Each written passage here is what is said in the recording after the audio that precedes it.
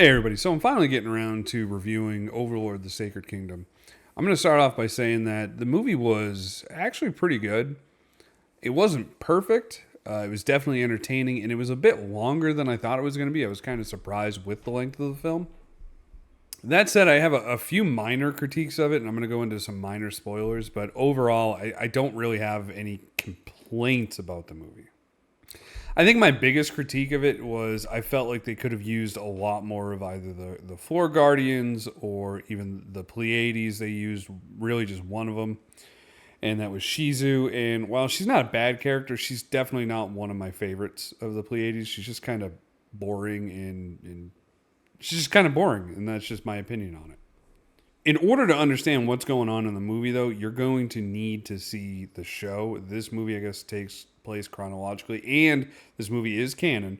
It takes place between the third season and the fourth season. So if you haven't seen at least the third season, you might want to watch that before you go see the movie, or you may be a little lost as to what's going on. That said, I think one of the most interesting things about Overlord as a whole, as well as to include during this movie, and like I said, it takes place between seasons 3 and 4, and that's a big deal because if you've watched the show, unlike any other show that I am personally familiar with, I've never seen a show where the hero and the villain are literally the same person. We're not talking about, a hero that's got kind of like a mean streak or a villain that's got kind of a good streak. No. We're talking about the entire world that they are in is nothing more than manufactured chaos by Ainzul Gon and his lackeys. And I use the term lackeys just as, as a saying because they're not weak or anything.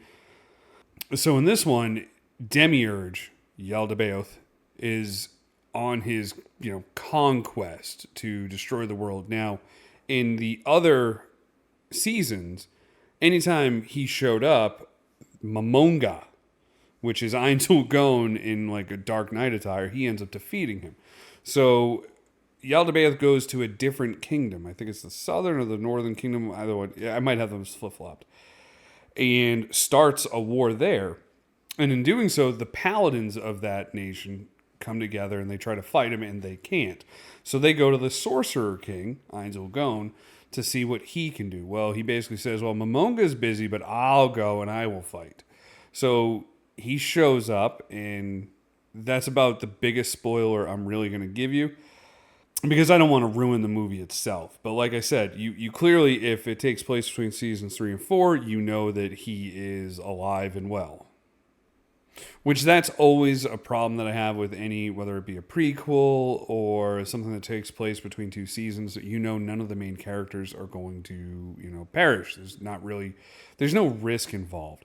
However, what it does show you is how Ainzul Gon is spreading word of himself and a word of him being a benevolent leader when, in all actuality, most of these people are just test subjects for him.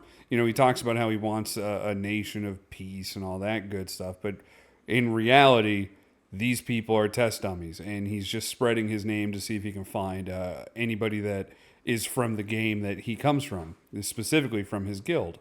But the fights themselves in the movie were actually pretty good. The art style was spot on. It was exactly what I expected it to be.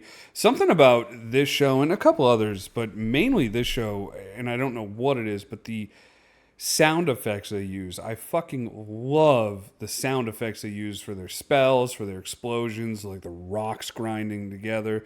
Anytime they move, you hear the armor shink, and it's very satisfying to hear that kind of level of detail in specifically in anime.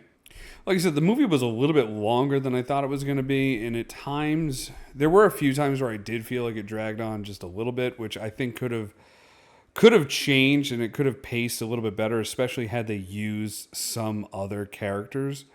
But for what they were going for as a gap filler between a season, I think the story was really good. The story was very self-contained. And the coolest thing, again, you need to watch the show in order to understand the ending because you are shown something. And if you don't know what you're looking at, it's not going to make any sense. And I will not spoil that. There is an after credit scene You don't have to see it, but I mean, you've spent that whole time, so why wouldn't you? You do find that some of the maids, as time goes on, they start to like some of the humans. So it's going to be kind of an interesting dynamic as the show goes on to see what happens. I don't think that Angel Gon will fully incorporate humanity into his kingdom. I think he will continue to use them as fodder, which I really hope they do, because, like I said, it is so strange to see a show, a movie, anything where the hero and the villain are literally the same person. He's not saving the world, or he is saving the world, but anything he does to save people, it's saving them from himself. So that's the funniest thing. And a lot of it is just through this misunderstanding where Yaldabaoth, Demiurge, thinks he knows what Einzelgon's plan is, so he begins to enact things, and for whatever reason, Ainz never tells Demiurge to stop. So clearly he's good with the plans. And essentially he's gonna take over this world. And it's not a nice takeover. He manufactures a war, and then he goes and he saves the day, and everybody just blindly follows him after that. And there is a character that figures out what he's doing, but nobody believes him. And it's kind of understandable, because the whole premise is, well, he created this war so that we would have to ask him for help. And they're like, no, we never had to ask him for help. We chose to ask him for help. So it's because of that illusion of free will and that illusion of choice that nobody believes that Ainz is out there just trying to take over the world. And that in itself is a fantastic thing. But if you haven't had a chance, go see Overlord the Sacred Kingdom, much like when I reviewed My Hero Academia. Without us going to support these movies in theaters, we're not going to continue to get them in theaters.